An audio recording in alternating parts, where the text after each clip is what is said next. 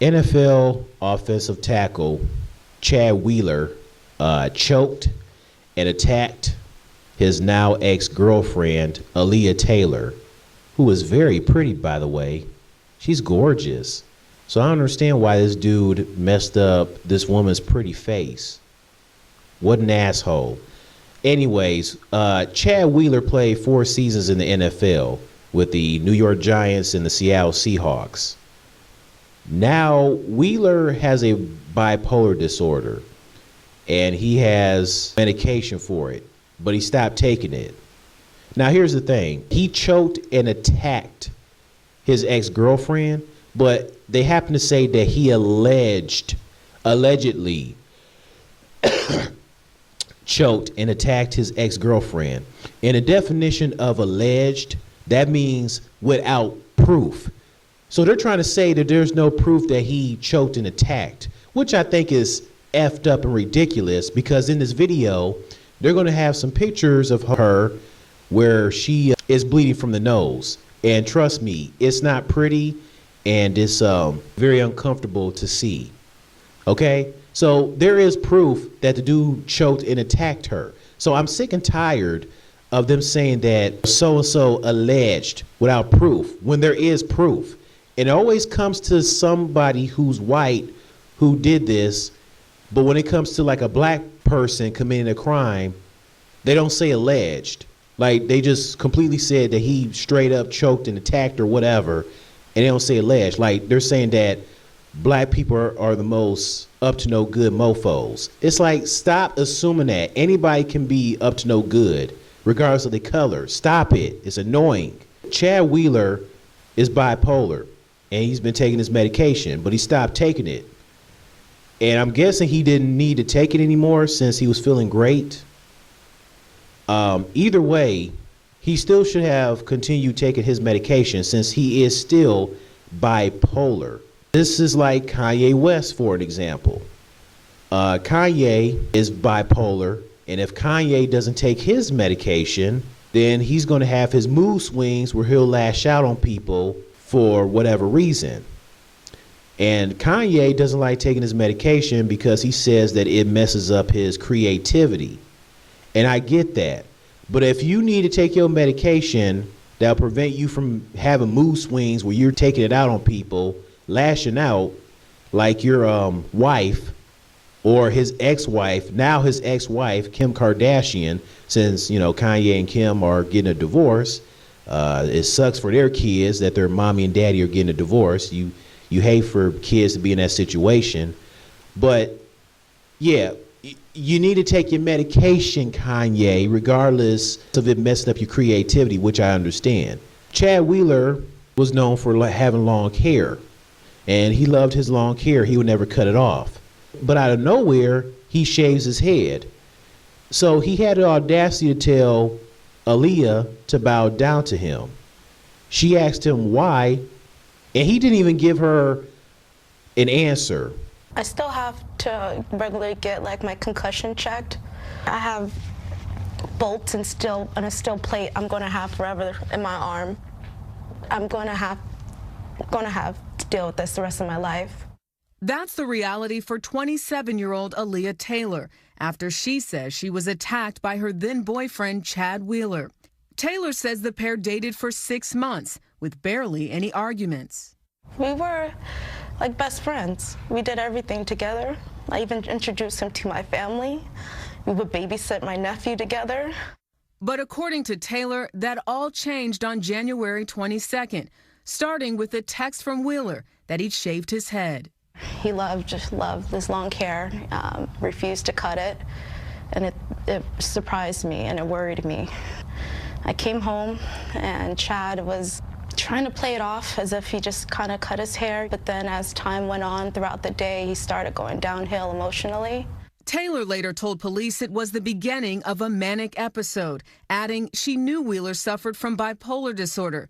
Then, according to Taylor, Wheeler snapped into a dark place. He stood up and he told me to bow down, and I asked him why, and he didn't respond. He just told me to bow down again, and I told him no, and he he immediately grabbed my neck, and that's when things began. Do you recall what happened after that? When he grabbed my neck, he threw me on the bed, and I remember looking up at him and asking him, "Please stop, Chad, it's me." And I just immediately knew the look in his eyes, that was it. And who is he to tell her to bow down to him? Makes you think of slavery when white people treated black people. Here is the white man telling his black girlfriend to bow down to him. That's like a white woman telling her black boyfriend to bow down to him. So rightfully so, she says no. I mean, I don't understand why she would bow down to him, all because he told her to. And you know what this dude does? That's when he had the nerve to choke and attack her. What an asshole. What an ass. Seriously? What an asshole. So then she ends up unconscious, and then she wakes up, and then she sees him slurping on a smoothie or something, and he says to her, "Oh, you're still alive?"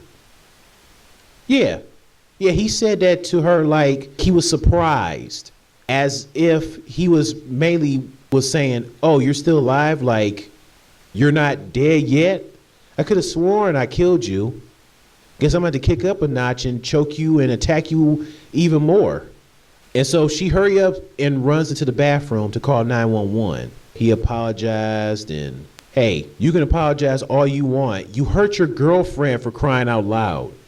You messed up her pretty face. So yeah, he deserves to be in jail for good. He was charged with 3 counts of felony domestic violence and was later released on a $400,000 bail. He said that he's going to get it together. Yeah, okay, we'll see about that. So yeah, due to him choking and attacking his ex-girlfriend, they are no longer together, which rightfully so. Aaliyah needs to stay away from him, far away as possible. And because of that, the Seattle Seahawks cut him. I mean, they're not going to allow a football player to still be on a team due to what he's done off the court. They're not having that. So rightfully so, they cut him, and now he's currently a free agent. But my thing is this: he should still be in jail. Screw the whole, he's going to make sure to get it together, blah, blah, blah. He needs to go see somebody, and he needs to be in jail. He needs to be arrested. He shouldn't be scot-free. I don't care if he's white. I'm tired of the world giving guys like him a pass because he's white. F that. I don't care if you're black, white, Asian. You do this type of crap, you shouldn't get away with it scot-free. You need to be arrested. So hopefully they come to their senses and arrest him, and he gets locked up for good. Hey, listen, society, it's okay. It's okay to arrest a guy like Chad Wheeler, regardless if he's white. Stop worrying about him being white. Just arrest him. It's okay. It's okay. Just do it. My goodness. Tired of this crap. And then I remember Charlemagne talking about this on the Breakfast Club.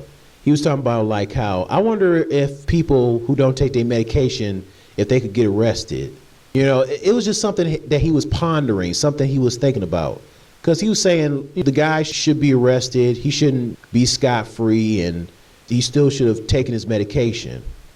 And I understand that people, it's hard for them to continue taking their medication. Maybe some people just, they end up getting sick, or, you know, they're feeling better that they don't feel like they need to take a medication.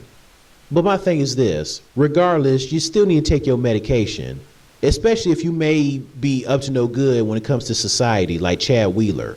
Or they should at least try to talk to somebody to convince them if there's something else they can take that's not medication, where they won't get sick and they can feel better while taking medication, where they don't have to worry about having their bipolar disorder going wrong, where they're hurting others, hurting innocent people, hurting loved ones and friends and whatnot.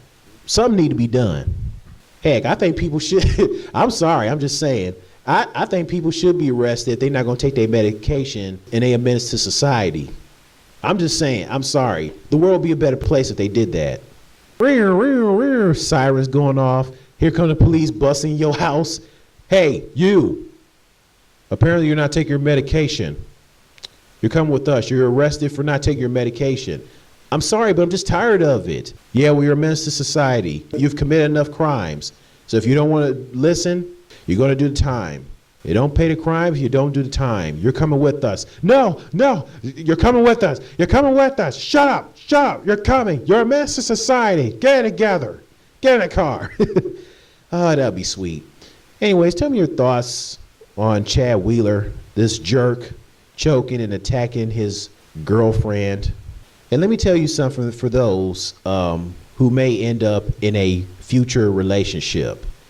If you happen to get into a relationship with a man or a woman, and there are signs where they're not themselves, where they may have these mood swings, and they happen to possibly be bipolar, do not continue being in that relationship with that person.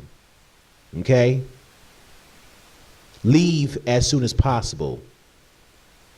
Because if you continue to be with that person, anything can happen. You may end up like Aaliyah Taylor.